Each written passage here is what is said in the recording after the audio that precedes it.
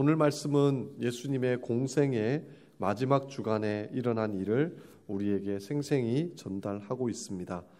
예수님께서 이제 마지막 십자가를 지시고 주님의 공생의 사역을 마무리하기 위해 예루살렘에 입성하십니다.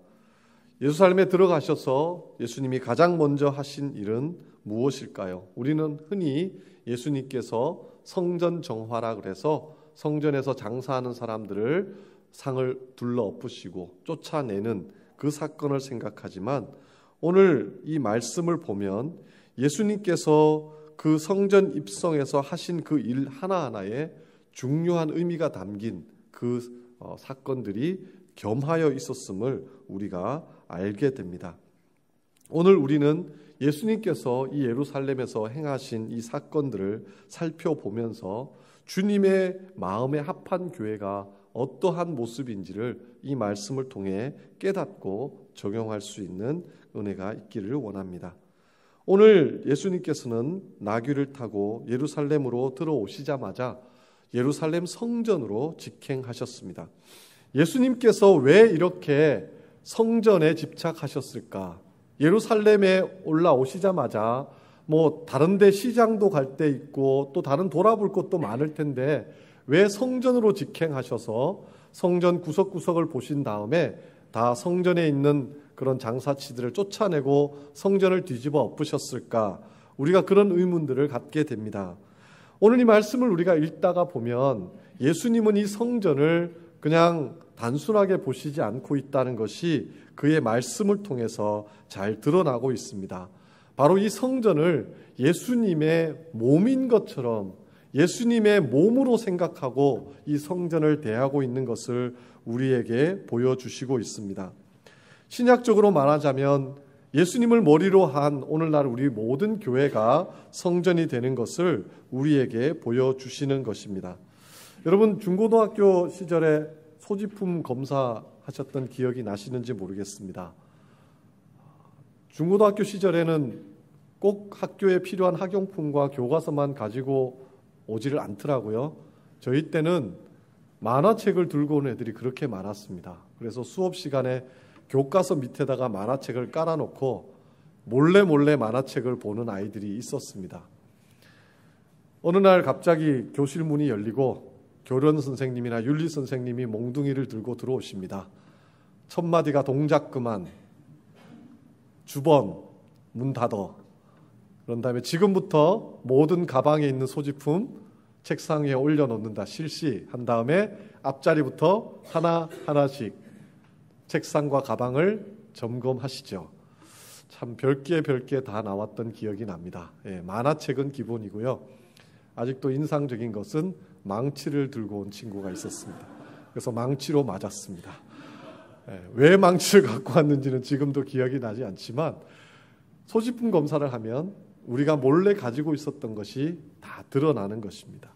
오늘 예수님은 성전으로 들어가자마자 즉 예루살렘 성 그리고 이스라엘 백성들을 점검하기 위해 제일 먼저 달려가시고 점검하셨던 곳이 마치 학생의 가방을 점검하면 그 학생이 어떤 학생인지를 알 수 있듯이 성전을 점검하면 예루살렘이 어떤 곳이고 이스라엘이 어떤 사람인지를 알 수 있다라고 우리에게 가르쳐주고 계신 겁니다.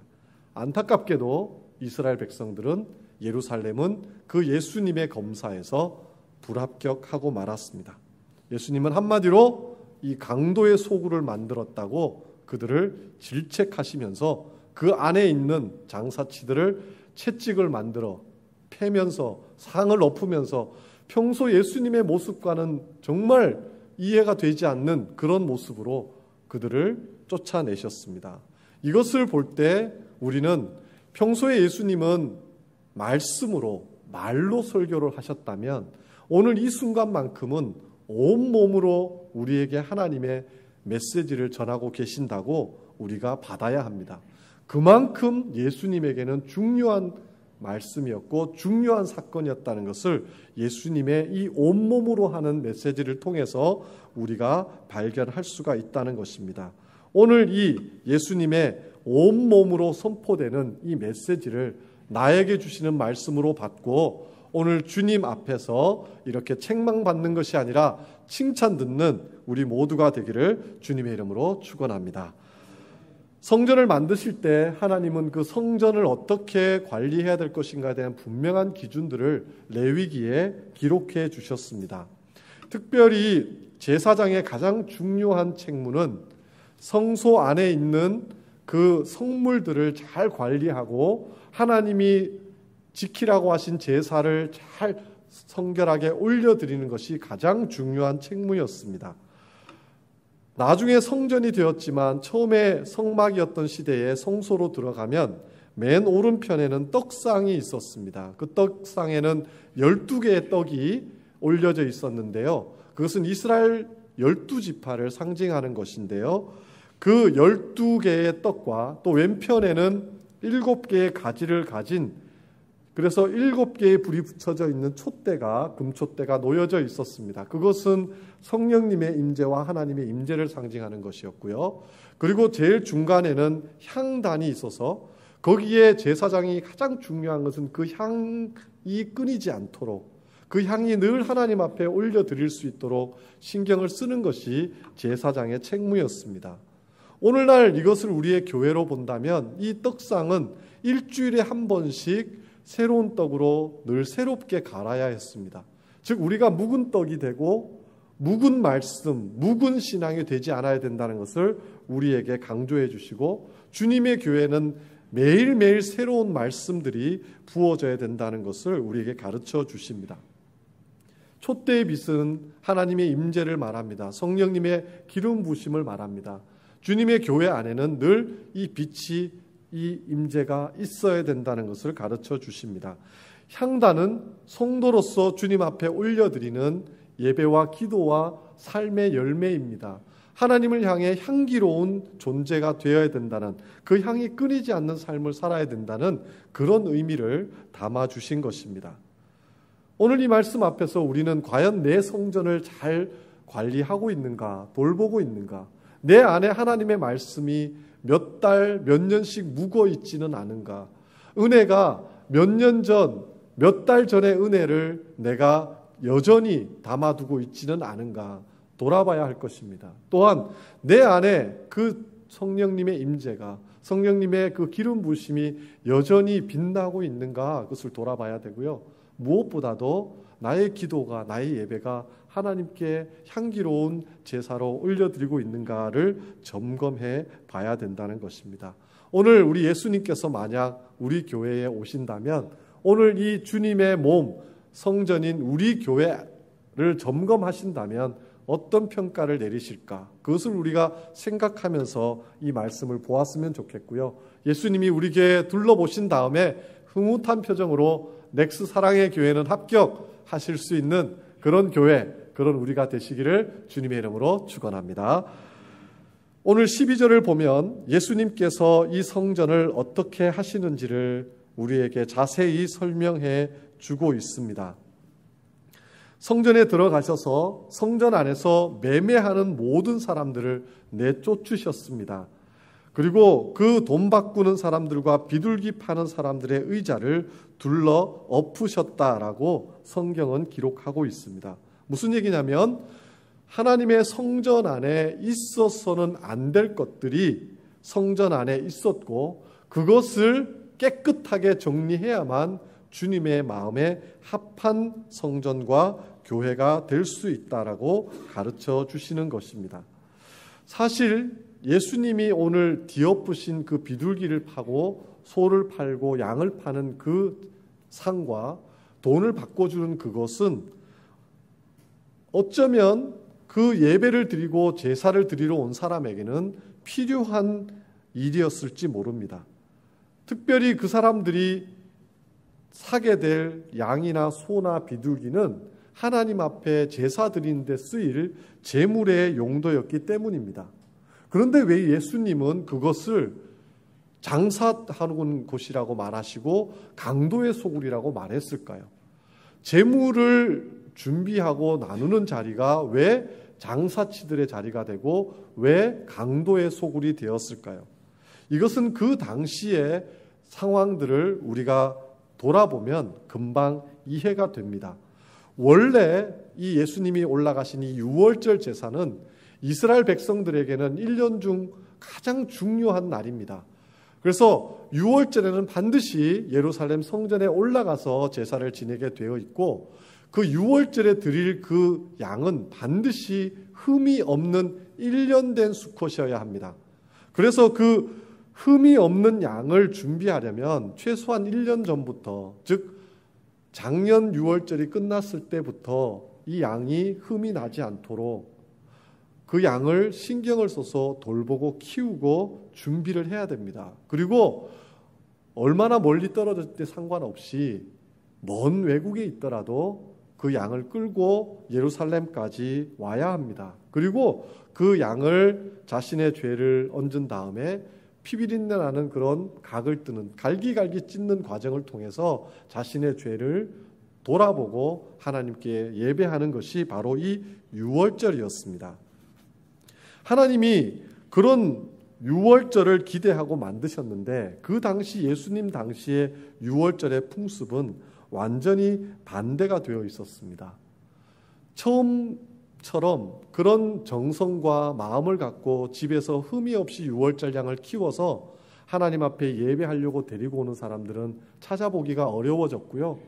대부분 자기 편한 대로 그냥 성전에 찾아와서 대충 훑어보고 만만한 양 돈 주고 사가지고 그것도 제사장들에게 맡겨서 제사를 치르는, 너무나 형식과 너무나 이제는 편의주의로 타락해버린 그런 모습들이 가득 차 있었다는 것입니다. 게다가 그런 매매 과정에 많은 폭리를 취하고 뒷돈을 주고받고 또 뇌물을 주고받는 좋지 않은 행동들을 성전에 있는 제사장과 대제사장들이 많이 하고 있었기 때문에 예수님께서는 그 부분에 대해서 분노하시고 책망하시고 있었더라는 것입니다. 기록에 의하면 처음 이 양을 사고 팔았던 곳이 처음부터 성전 안이 아니었습니다. 처음에는 예루살렘 성벽 입구에서 이것을 팔기 시작했습니다. 처음에는 다들 이해할 수 있는 합리적인 이유가 있었겠죠. 왜냐하면 이제 유대인들이 멀리 살기 시작했고, 먼 그리스 지방이나 먼 로마에서 살다가 오는 사람들은 물리적으로 생각했을 때 그 양을 흠이 없이 데리고 온다는 게 쉽지가 않았습니다. 그래서 그런 사람들을 위해서 예루살렘 성에 들어오는 입구에서 양을 팔아서 그 문의 이름을 양문이라고 부르기도 했다는 겁니다. 그런데 여기서 우리가 잊지 말아야 될 것은, 처음에는 나름대로 말이 되는 것 같고 처음에는 뭐 그럴 수 있는 것 같다라고 시작된 것이 거기에서 그치면 괜찮은데 거기서 그치지 않는다는 겁니다. 처음에 이지웨이로 넓은 길로 쉽게 가자고 마음 먹는 순간, 처음에는 예루살렘 성벽 밖에서 양을 팔았다가 이제는 안에서 팔기 시작하고요. 이제는 성전 입구에서 팔기 시작하다가 이제는 성전 안에까지 들어와서 팔기 시작하게 되더라는 것입니다. 그것이 처음부터 성전에다가 이렇게 강도의 소굴을 만들려고 한 게 아니라, 처음에는 멀리서 오는 분들 편의를 봐주자라는 그런 마음에서 시작이 됐더라는 겁니다. 타락이라는 게 이렇게 시작이 되는 것을 우리에게 보여준다는 겁니다. 처음부터 너네 마음속을 강도의 소굴로 만들어라 이렇게 유혹을 받고 작정을 하고 우리 예수 믿는 사람들이 나는 오늘부터 타락할 거야 이렇게 하는 사람들이 거의 없다는 겁니다. 처음에는 너무도 그럴듯하고 합리성이 있는 이야기로 너무 바쁘니까 이렇게 좀 해봐라. 너무 요즘 힘드니까 이렇게 좀 해봐라. 처음에는 성벽 밖에다 하라 그런단 말이죠. 그게 먹히면 좀 지나면 아이고 성벽 밖이나 성적 안이나 뭐 비슷비슷하잖아. 그러면 성벽 안으로 들어온다는 겁니다. 성벽 안으로 들어온 지 좀 지나면 뭐 이왕 성벽 안까지 들어왔는데 성전 앞으로 갑시다.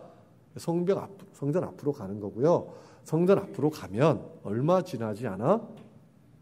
그렇게 가는 겁니다. 어제 우리 오늘 특송할 아가페 다락방 식구들과 함께 예배에 대해서 좀 나누면서 우리 교회가 이제 헌금에 대해서 가지는 헌금하는 태도에 대해서 나눌 기회가 있었습니다. 여러분 이제 가만히 보시면 예배의 본질이 너무나 희석되어 가고 있는 것을 많이 봅니다. 예배는 드리기는 자리거든요. 근데 오늘날 우리는 마치 이때 유대인들처럼 예배를 드리는 사람들이 되게 많아요. 이때 유대인들은 그날 성전에 와서 자, 어디 한번 보자. 이 양이 마음에 듭니다. 이 양으로 주세요. 돈을 냅니다. 그러면 속죄가 주어집니다. 너무나 이지하잖아요. 너무 편하고 좋잖아요. 돈 내고 속죄 받아 집에 가고. 오늘날 교회들이 그렇게 되고 있더라는 거예요. 교회 오셨습니까? 그러면 예배 드리시고 헌금 내세요. 그러면 축복 내리고 죄 용서 받고 천국도 가실 수 있습니다. 겉으로 보면은 틀린 말이 아니에요. 그런데 거기에 정말 중요한 게 빠져 있더라는 거예요. 요즘 한국에서는요, 이제 헌금을 크레딧 카드로도 낼 수 있습니다. 교회에 들어가는 입구에 크레딧 카드 기계가 있습니다. 예, 그러면 거기에 쭉 그으면 항목이 나옵니다. 11조 감사헌금, 주일헌금, 체크 넘어가면 금액을 설정하세요. 옆에 사람 볼까봐 띵 하면 입금되었습니다.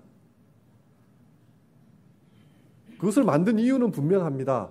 수많은 사람들이 몰려와서 수많은 예배를 드리고 있는데 언제 그걸 다 걷냐는 겁니다. 그리고 또 언제 그걸 또 어차피 은행에 넣으면 온라인에서 온라인이 낫지 뭘 수표를 쓰고 현금을 또 헌금위원들이 또 걷어서 개수위원들이 그걸 세서 또 그걸 들고 또 은행에 가서 뭘 그러냐는 겁니다. 그냥 쭉. 조금 더 지나면 저는 이거 분명히 나올 걸 예상합니다. 헌금 내는 아이폰의 앱이 나올 겁니다. 그래서 예배 시간이든 언제든 딱 열고 띵 눌러서 앱을 한 다음에 그것도 헌금 내는 거잖아요. 우리 생각에는 그럴듯하잖아요. 근데 거기에 오늘 예수님이 보실 때 너무너무 중요한 게 빠졌더라는 거예요. 우리가 그럴 수 있다는 거예요. 처음부터 온라인 앱으로 하세요. 그러면 에이 그러잖아요. 그런데 이것이 어떤 것부터 시작이 되냐면 원래 헌금은 집에서 준비하고 오셔서 드리는 게 맞거든요. 6월절 양의 개념이에요. 와서 여기서 사는 게 아니잖아요. 하나님께 오늘 예배하러 갈 거고 그럼 내가 하나님께 내 사랑과 감사의 마음을 올려드리고 싶은데 그것이 찬양이고 예배인데 그중에 가장 중요한 것 중에 하나는 봉헌을 준비하고 그래서 우리 교회에서는 헌금 봉투를 꼭 드립니다. 우리 아이들에게도 교육부, 유치부부터 다 가르칩니다. 그래서 지금도 양식 있는 부모님들은 유치부, 유초등부 아이들 다 헌금 봉투에 넣어서 준비시킵니다. 금액은 중요하지 않습니다. 하나님 앞에서. 정말 중요한 건 마음과 중심인데요. 집에서 준비하시는 거거든요. 그렇게 해서 드려지는 것과 이제 주일날 교회에 왔는데 아이고 헌금 시간이 되니까 안 한 거예요. 그렇게 해서 준비하기 시작하는 게 별것 아닌 것 같은데 그 차이가 점점 안으로 들어가다 보면 다음에는 우리 편의에 맞춘 그런 신앙생활로 전락하게 되더라는 것입니다. 오늘날 많은 교회들이 하나님께 맞추는 예배, 하나님께 맞추는 교회가 아니라 성도들의 편의와 사람들이 편한 대로 맞추어 가는 부분들을 많이 보게 되더라는 것입니다. 마치 교회가 비즈니스의 대상이 된 것처럼 마치 교회가 오늘 여기 있는 것처럼 매매하고 장사하는 그런 곳처럼 변해가고 있는 것이 오늘날의 모습이라는 것입니다. 또 이민사회를 들어보면 이민사회 밖에서 누리지 못하는 것들을 교회 안에 와가지고 찾고 채우고 싶어하는 그런 곳으로 전락하고 있더라는 것입니다. 어느 교회 목사님이 예배 때 이런 광고를 하셨습니다. 다음 주에 거짓말하는 죄에 대해서 제가 설교를 하려고 합니다. 다음 주까지 모두 마가복음 17장 읽어오시면 좋겠습니다. 이렇게 광고를 했습니다. 다음 주일 설교 시간에 목사님이 자 오늘 마가복음 17장 읽어오신 분들 손 한번 들어보세요 라고 부탁을 했습니다. 그랬더니 많은 성도들이 손을 들었습니다. 목사님이 웃으면서 말씀을 하셨습니다. 여러분 마가복음은 16장밖에 없습니다. 자 이제 거짓말이 얼마나 무서운지에 대해서 말씀을 전하겠습니다. 그렇게 설교를 하셨다는 겁니다. 처음에는 작아 보이고 처음에는 그럴듯해 보입니다. 그런데 하나만 물어보시면 됩니다. 하나님을 편하게 하는 것인가? 나를 편하게 하는 것인가? 하나님이 기뻐하실 것인가? 내가 편하고 기쁠 것인가를 보시면 내가 조금 불편해도 하나님 기쁘시게 하는 게 맞구나. 내가 조금 준비를 더 해야 돼도 하나님께 맞추는 게 맞구나를 깨닫게 되실 겁니다. 그 중심을 지키실 때 우리는 예수님이 칭찬하시는 주님의 교회, 주님의 성전이 될 줄로 믿습니다. 꼭 기억하시기 바랍니다. 내가 편하고 나한테 맞추는 쪽으로 움직이시면 이렇게 될 수 있습니다. 그러나 작은 것이지만 어떻게 하면 주님이 기뻐하시고 주님이 좋으실까를 생각하면서 선택하시면 그것이 정말 기뻐하시는 것이 됩니다. 우리 예배 시작하기 전에 찬양을 우리가 20분 동안 찬양을 합니다. 이제 어떻게 느끼면 우리 어르신들에게는 그 중에 일어나 있는 시간들이 다리도 아프고 불편하실 수도 있고요. 또 왜 굳이 일어나서 찬양을 해야 되나라고 되물을 수도 있습니다. 그것에 대한 답이 이것입니다.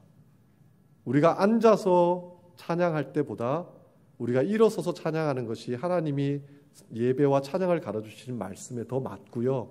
또 일어나서 찬양을 해보면 훨씬 우리의 몸과 마음이 하나님을 향해 진정한 찬양으로 나아가는 것을 느끼실 수가 있습니다. 그래서 늘 말씀드리지만 몸이 불편하시거나 좀 힘이 드신 분은 언제든지 앉아서 찬양하셔도 상관이 없습니다. 하나님은 외모를 보시는 게 아니니까요. 그렇지만 우리 모두의 중심은 예배 때 하나님 앞에 일어나서 예배하는 그런 중심을 갖고 예배를 하고 있어야 주님이 진짜 기뻐 받으시는 예배가 된다는 것입니다. 오늘 이 주님의 이 말씀 속에서 우리 모두 주님의 마음에 합한 교회 될 수 있기를 주님의 이름으로 축원합니다. 오늘 14절 15절을 보면 좀 특이한 장면이 나옵니다. 다른 성전 청결하는 장면을 설명한 복음서에는 안 나오는 부분인데요. 맹인과 14절에 보면 저는 자들이 성전에서 예수께 나왔고 예수님께서 고쳐주셨다라는 기사가 나옵니다. 그리고 15절에 보니까 어린이들이 예수님을 향해 성전에서 소리를 지르면서 호산나 다윗의 자손이여 하니까 대제사장과 서기관들이 보고 화가 나서 막 꾸짖는, 예수님이 또 그들을 변호하시는 그런 장면들이 나옵니다. 이 부분이 굉장히 중요합니다. 주님의 마음에 합한 교회가 어떤 교회인가? 예수님이 왜 굳이 성전에서 이런 상황을 드러내셨을까를 우리가 잘 보면 깨달을 수가 있습니다. 당시 대제사장과 서기관들이 정한 율법에는 맹인과 저는 자들은 성전에 못 들어왔습니다. 입구에서부터 저지당하는 것이 그 당시의 성전이었습니다. 어린아이들도 들어오지 못하는 곳이 성전이었습니다. 그렇게 만들었습니다. 그런데 오늘 이 기사를 보면 이 어린아이들이 성전에 들어와 있습니다. 맹인과 저는 자들이 성전에 들어와 있습니다. 거기에 대해서 대제사장과 서기관들이 막 노해서 화를 내니까 예수님이 변호하시면서 병든 자들은 고쳐서 더 이상 대제사장과 서기관들이 그들을 뭐라 하지 못하도록 막아주십니다. 어린아이들을 위해서는 직접적으로 변호하십니다. 너희는 젖먹이의 입으로 나오는 찬양이 진짜라는 성경 말씀을 읽어보지 못했느냐라고 하시며 어린이들을 주님께서 감싸주십니다. 교회가 어떤 곳인가라는 것을 주님이 우리에게 온몸으로 가르쳐 주시는 것입니다. 그 앞에 예수님이 무슨 말씀하셨냐면 내 아버지 집은 만민이 기도하는 집이다. 우리는 기도라는 단어에 꽂힐 때가 많은데요. 이 예수님이 오늘 하신 행동을 보면 어디에 강조점이 또 있냐면 만민이에요. 교회는 어린아이들의 찬양이 울려 퍼져야 되는 곳인 거예요. 어린아이들이 오는 것을 금하면 안 되는 곳이죠. 어린아이들이 교회 안에서 호산나 호산나 다윗의 자손이여 주님을 찬양해야 되는 곳이 교회라는 것을, 예수님이 그것을 기뻐하시고 그것을 막는 사람들을 혼내시면서 그 아이들을 권장하고 있다는 것을 보여주십니다. 두 번째로 교회는 맹인과 저는 자들이 고침을 받는 곳입니다.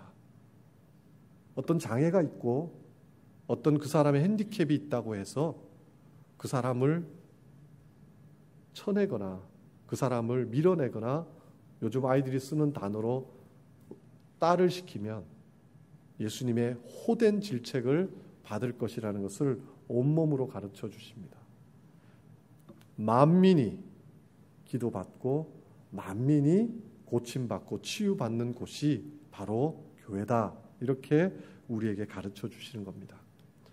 예수님은 평소와 다르게 아주 분노를 내셨습니다. 어떤 분들은 예수님이니까 분노도 점잖하게 내셨을 거다. 이놈들 장사하면 안 되지. 그러셨을 거라고 생각하는데 기사를 읽어보면 그게 아닙니다. 정말 뒤집어 엎으신 겁니다. 채찍을 만들어 난리를 치신 겁니다. 상을 엎는 게 앉아있는 의자 다 엎어버리신 겁니다. 왜 그러셨을까? 왜 예수님의 마음이 그렇게 아프셨을까? 정작 들어와야 될 어린아이가 못 들어오고 있는 거예요. 정작 정말 예수님을 만나야 될 눈먼 자들과 저는 자들이 못 들어오고 있는 거예요. 자칭 제사장이라고 하는 자들이, 자칭 선민이라고 하는 자들이 그걸 막고 있는 거예요. 너무너무 마음이 아프신 거예요. 아까 그 매매하는 장소가 성벽 밖에서 이제는 성전 안까지 들어왔다 그랬는데, 구체적으로 설명하면 성전 안에 어디를 차지했냐면 이방인의 뜰이라고 부르는 장소를 차지했습니다. 하나님이 처음 성전을 만드실 때 하나님은 이스라엘 민족만 구원하기를 원치 않으셨어요. 그래서 성전 안에 이방인들이 들어올 수 있는 공간을 이미 배정을 하고 계셨거든요. 그런데 그 매매하는 장사꾼들과 결탁한 제사장들이 이방인들이 왜 들어와? 그 이방인들의 뜰을 다 시장판으로 만들어버린 거예요. 뒤집어 얘기하면 이방인들이 하나님을 만날 수 있는 장소를 뺏어버린 거예요. 이방인들이 하나님께 나올 수 있는 자리를 뺏어버린 거예요. 뭘 위해서? 자신들의 편의를 위해서. 그래서 예수님이 너무 화가 나신 거예요. 예수님이 오늘 너희는 강도의 구려를 만들었다, 이 말씀은요, 예레미야 7장 13절의 말씀이에요. 거기에 뭐라고 선포한, 이 집이, 이 성전이 너희 눈에는 도적의 소굴로 보이느냐라고 하나님이 예레미야 선지자를 통해서 책망하셨는데요. 그 앞에 7절에서 뭐라고 책망을 하셨냐면 이방인과 고아와 과부를 압제하지 말라 그러셨단 말이에요. 그 지금 이 성전에서 장사하는 행위가 이방인을 쳐내고 있는 거예요. 고아를 쳐내고 있는 거예요. 아이들을. 그리고 과부를 쳐내고 있는 거예요. 그래서 너무너무 예수님의 마음이 아팠던 거예요. 성전은 하나님의 집이고 죄인들이 주님을 나와 기도하는 자리고 하나님 앞에서 이 죄인들이 용서받고 치유받고 하나님을 만나야 되는 자리인데, 이 성전 관리하는 자들이 자신들의 편의를 위해서 다 쫓아내고 그 자리를 장사하는 시장판으로 만들었다라는 거예요. 거기에 예수님께서 너무 마음이 아프셔서 이렇게 분노하시고 그 자리를 다 치우신 거예요. 우리는 치운 것만 생각하는데 왜 치웠냐는 거예요. 그 자리에 누구를 드리려고요? 이방인과 어린이와 그리고 아픈 분들을 채우기 위해서 쓸어버린 거예요. 여기는 너희들 편하려고 팔고 사는 데가 아니라는 거예요. 여기는 너희들 편하려고 너희들끼리 뭐 하고 뭐 나눠 먹고 뭐 하고 다 그런다고 다 차지하고 있을 때가 아니라는 거예요. 빛이라는 거예요. 여기는 이방인과 고아와 아픈 사람들이 와서 나를 만나서 치유받고 마음껏 어린아이들이 하나님께 드려야 될 찬양을 찬양하고 구원받아야 될 자리라고 말씀하고 있는 거예요. 저는 마음이 아파요. 오늘날 너무나 많은 교회들이 함부로 갈 수 없는 교회들이 되고 있습니다. 전에 그런 기사를 읽었습니다. 아주 큰 대형교회, 미국 대형교회 목사님이 가난한 자에 대한 말씀을 선포하기 위해서 준비하다가 그런 주님의 뜻을 받았어요. 그래서 자신의 그 대형교회 앞에서 노숙자로 분장을 하고 그 교회 앞에서 성도들이 노숙자를 어떻게 대하는지를 직접 체험해 본 그런 이야기가 있습니다. 오늘날 교회의 문턱이 너무 높습니다. 그리고 오늘날 교회가 과연 어린이들이 마음껏 주님을 찬양하고 들어올 수 있는 그런 교회가 되고 있는지를 돌아보라는 것입니다. 사회적으로 봤을 때 볼품없고 우리랑 다르고 이방인은 마치 정말 짐승처럼 취급하던 그 시대에서 우리가 그렇게 보이는 사람들을 위하여 주님은 자리를 마련하고 싶어 하신다는 겁니다. 아픈 분들을 위해서 교회 안에는 자리가 있어야 된다는 겁니다. 우리 편하자고, 우리 익숙하자고, 우리 좋자고 우리가 다 차지해서 우리 위주로 만들어서 정말 주님이 부르고 싶은 그런 예수님을 모르는 사람들과 아픈 사람들과 어린아이들이 못 들어오게 되면 그 교회도 똑같은 주님의 책망을 받게 될 것이고, 주님이 오셔서 의자들을 다 뒤집어 엎으면서 너희들 비키라고, 이 자리는 이들을 위한 하나님의 자리라고 말씀하실 것이라는 것입니다. 여러분, 저는 우리 교회가 오늘 주님께서 보실 때 어린아이와 그리고 아픈 자들과 그리고 예수님을 모르는 사람들을 위해서 그 공간과 자리를 마련하고 내어놓을 수 있는 교회가 되기를 주님의 이름으로 축원합니다. 우리 주일날 예배 드릴 때는 여기가 우리는 하나님이 계신 성전이라고 생각합니다. 그런데 문 하나 지나서 칭조실로 들어가서 밥을 먹을 때 보면 과연 거기에서 나누어지는 대화와 거기에서의 우리의 모습이 정말 하나님이 계신 성전에서의 모습인가 한번 생각해 볼 필요가 있다는 것입니다. 우리의 이런 나뉘어진 모습들이 새로 예수님께 나오는 사람들에게는 큰 걸림돌이 될 수 있다는 겁니다. 오늘 예수님이 나서서 이렇게 예수님께 나와야 될 약하고 소자들을 걸림돌이 되는 것을 치우시기 전에 우리 스스로가 우리를 돌아보고 우리에게 그런 걸림돌이 되는 것이 없는가, 우리가 다 차지하고 있어서 들어오지 못하고 있는 것이 없는가를 우리가 잘 생각해 볼 수 있어야 된다는 것입니다. 그런 의미에서 저는 한번 우리 성도님들께 부탁하고 싶습니다. 아마 나는 우리 교회 좀 다니고 있었으니까 이제 아는 사람들도 있고 주일날 밥 먹을 때 편안하다 생각하시는 분도 있겠지만 어쩌면 아직도 주일날 칭조실로 들어가서 자리를 찾는 게 어색한 분들도 계실지 모르겠습니다. 누군가가 와서 인사해주고 또 누군가가 알아주는 것이 너무나 자연스럽고 익숙한 분들이 있는가 하면 누군지 모르는 사람들이 더 많은 분들도 우리 중에 있을지 모르겠습니다. 제가 바라기는 주일날 식사하실 때요, 마음 편한 분들과 식사하시는 건 너무 좋습니다. 그렇지만 조금만 마음의 여유를 가지신다면 처음 보는 자매가 있다면, 물론 남녀 구분은 꼭 해주시기 바랍니다. 여기는 소개팅 장소가 아니니까. 형제님은 형제님께 가셔서 우리 한 식구니까요, 우리가 처음 왔을 때를 생각하면 돼요. 다 어색하고 어디에 앉아야 될지 잘 모르겠고 누군지 잘 모르겠고, 그럴 때 누군가 다가와서 형제님 같이 밥 먹어요. 오신 지 얼마나 되셨어요? 다락방은 어디세요? 그렇게 우리가 다가서게 될 때 오늘 주님이 말씀하시는 빈 자리를 가진 그런 분들이 들어와서 깃들일 수 있는 자리를 가진 교회가 되는 줄로 믿습니다. 심지어는 저는 그런 얘기까지 들었습니다. 어떤 교회는 새가족이 오는 것을 더 이상 바라지 않는데요. 새가족이 오면 수십 명이 둘러앉아서 심사를 한 다음에 자신들의 생각에 이제 이 사람 드리는 게 도움이 되겠다 싶으면 드리고 아니면은 받아주지 않는 교회도 있다고 합니다. 이유는 다 돈이더라고요. 그 교회가 예전에는 잘 돼서 훌륭하고 비싼 건물이 있는데 지금은 성도가 다 줄어서 몇 명이 되지 않아요. 그러다 보니까 나중에 그 건물 팔면 몫이 적어지잖아요. 그러니까 앉아가지고 그러고 있더라는 거예요. 참 가슴 아픈 얘기예요. 잘 생각하셔야 됩니다. 오늘 내가 편하다고 예수님이 찾으시는 그 한 영혼의 자리가 확보되지 못하면 주님이 직접 나서셔서 치우실 수도 있다는 것을 우리에게 말씀하고 계십니다.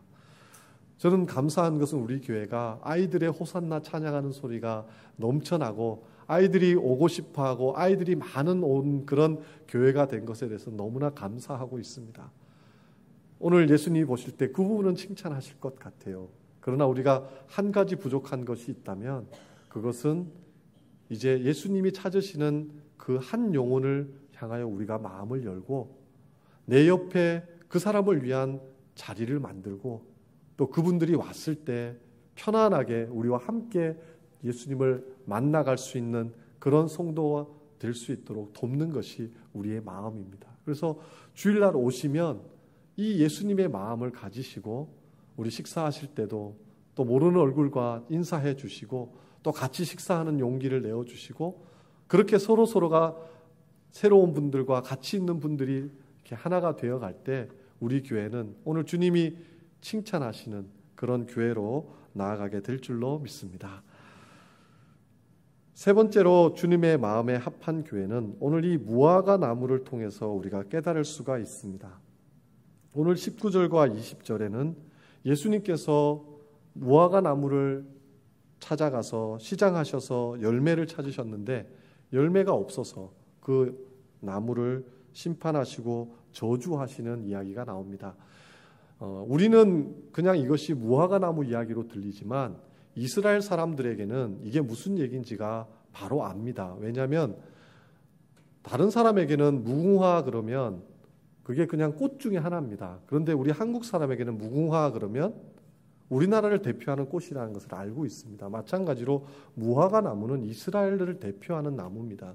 이스라엘 백성을 상징하는 나무입니다. 그래서 예수님께서 이 무화과 나무를 다루시는 것은 이스라엘 백성들을 향한 주님의 메시지를 던지고 계신 것입니다. 예루살렘에 오시자마자 성전에 가셨습니다. 성전을 보면 예루살렘의 상태와 이스라엘의 상태를 알 수 있습니다. 불합격이었습니다. 그 다음 나무를 보셨습니다. 나무에 열매가 없었습니다. 불합격입니다. 그 결과는 예루살렘 성과 성전은 돌 하나 위에 돌 하나 남지 않도록 다 심판을 받았고 무화과 나무는 말라 버리게 됩니다. 예수님의 마음에 합한 교회는 바로 열매를 맺는 교회입니다. 특별히 오늘 이 무화과 나무를 묘사할 때 잎이 무성했다라고 이야기합니다. 잎이 무성한 나무와 열매를 맺는 나무의 차이를 이야기하고 계신 겁니다. 오늘날 교회로 비유한다면 수많은 성도들이 나오고 교회가 벌린 수많은 사역들이 있고 겉으로 정말 잎사귀가 무지 많아 보이지만 정작 예수님이 찾고 있는 열매는 찾지 못하는 그런 교회를 우리에게 말씀하고 있는 것입니다. 이스라엘 백성들이 그랬습니다. 처음 이스라엘 백성은 한 사람부터 시작했습니다. 아브라함 한 사람. 그것이 12지파가 되고 그것이 이제 예수님 시대에는 디아스포라까지 해서 정말 잎이 무성한 나무가 되었습니다. 선민들이 이렇게 번성할 줄 어떻게 알았을까? 작은 민족이 이렇게 커질 줄 어떻게 알았을까? 기세등등한 시절인데 정작 잎은 무성했지만 열매가 없었습니다. 그래서 예수님의 책망을 받았다는 것입니다. 여러분, 우리는 키가 큰 나무가 되어서 칭찬을 듣는 것이 아닙니다. 잎사귀가 푸르른 나무가, 잎사귀가 많은 나무가 된다고 해서 칭찬 듣는 게 아닙니다. 나무 둥치가 굵고 그런 게 된다고 칭찬 듣는 게 아니라는 겁니다. 왜 키가 커야 되고 왜 잎사귀가 많아야 되냐는 겁니다. 열매를 맺기 위해서라고 주님께서 강조하고 계신 것입니다. 이것은 개인적으로 우리 안에 있는 성령의 열매를 말하죠. 예수님을 만나고 신앙이 자라면 반드시 열매가 맺혀야 합니다. 주님이 알아보실 겁니다. 다른 사람은 몰라도 주님은 아실 겁니다. 내가 지금 그냥 잎사귀만 무성한 나무로 신앙생활을 하는지 주님이 찾으시는 열매가 있는지 사랑과 희락과 화평과 오래 참음과 자비와 양성과 충성과 온유와 절제 성령의 9가지 열매가 내 안에 맺히고 있는지 주님은 찾아보실 거라는 겁니다. 점검하실 거라는 겁니다. 그리고 오늘 말씀은 그 열매가 없으면 아무리 잎이 무성하고 아무리 그럴듯한 나무여도 책망받게 된다고 말씀하고 계십니다. 2015년도 벌써 반이 지나갔습니다. 물된 동산의 축복이 선포된 지도 벌써 반이 지나갔습니다. 여러분은 지금 지난 반년 동안 어떤 열매를 맺어가고 계십니까? 주님이 찾을 때 주님 저는 이런 열매를 맺어왔습니다라고 주님 앞에 드릴 수 있는, 내어놓을 수 있는 열매가 얼마나 됩니까? 작년과 올해가 변함이 없고 올해와 내년이 변함이 없이 열매가 없는 신앙생활은 우리가 떠나야 된다고 말씀하고 있습니다. 특별히 주님이 이 이스라엘 백성들에게서 찾았던 열매는 바로 영혼을 얻는 열매였습니다. 이스라엘 백성들이 제일 실패한 게 그것입니다. 그들은 잎사귀가 풀어지면 풀어질수록 기득권층이 되어갔고 가진 자가 되어갔고 갑이 되어갔습니다. 그래서 어떻게 하면 약자들과 이방인들과 그런 자들로부터 구별할까, 자신들이 특별한 존재로 구별될 수 있을까에만 혈안이 되었던 사람들입니다. 그 결과 열매를 놓쳐버렸습니다. 예수님이 나중에 세우신 초대교회는 완전히 반대로 움직였습니다. 어떻게 하면 잎사귀가 풀어질까, 어떻게 하면 자리를 잡을까가 아니라 어떻게 하면 한 영혼이라도 열매를 맺을까.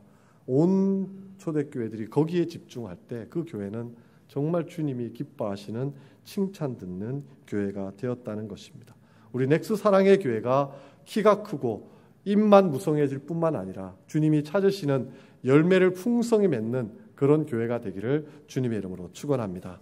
이 말씀 듣는 우리도 우리 안에 작년과 올해가 다르고 올해와 내년이 다른 분명한 열매가 주님 앞에서 보일 수 있기를 주님의 이름으로 축원합니다. 말씀을 맺겠습니다. 오늘 주님은 이 성전에서의 온몸으로 하는 설교를 통해서 우리에게 아주 중요한 메시지를 전해주고 계십니다.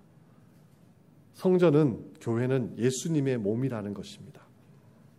그렇기 때문에 예수님이 이 몸에 대해서는 누구보다도 마음을 쓰신다는 것입니다. 그냥 넘어가지 않는다는 것입니다. 몸은 예수님의 몸이기 때문에 주님께서 반드시 깨끗하게 만드시고 반드시 주님께서 점검하신다는 것을 우리에게 가르쳐 주십니다. 나중에 우리가 주님 앞에 섰을 때, 주님이 우리를 점검하셨을 때 우리 한 사람 한 사람이 주님의 마음에 합한 교회와 합한 성도로 인정받을 수 있기를 주님의 이름으로 축원합니다.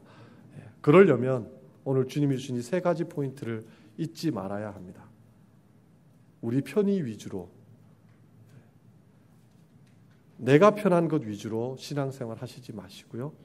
하나님이 어떻게 하면 기뻐하시고 하나님이 어떻게 하면 더 좋아지실까를 생각하면서 신앙생활 하시면 됩니다. 그리고 두 번째로는 내 안에 있어서는 안 될 것들을, 담아둬서는 안 될 것들을 계속해서 버리는, 청소해 나가는 방향으로 신앙생활 하시면 됩니다. 그리고 마지막 세 번째로는 열매를 맺기 위해 힘쓰셔야 합니다. 그냥 열심히 잎사귀가 무성해지고 키 크는 게 중요한 게 아니라 열매를 맺기 위해 집중하셔야 합니다. 저는 2015년에 우리 한 분 한 분이 예수님을 몰랐던 분을 주님께로 인도해서 오늘 해가 지나가기 전에 주님 앞에, 주님 제가 올해 맺은 열매가 이 영혼입니다 라고 올려드릴 수 있는 그런 모두가 되시기를 주님의 이름으로 축원합니다. 기도하겠습니다.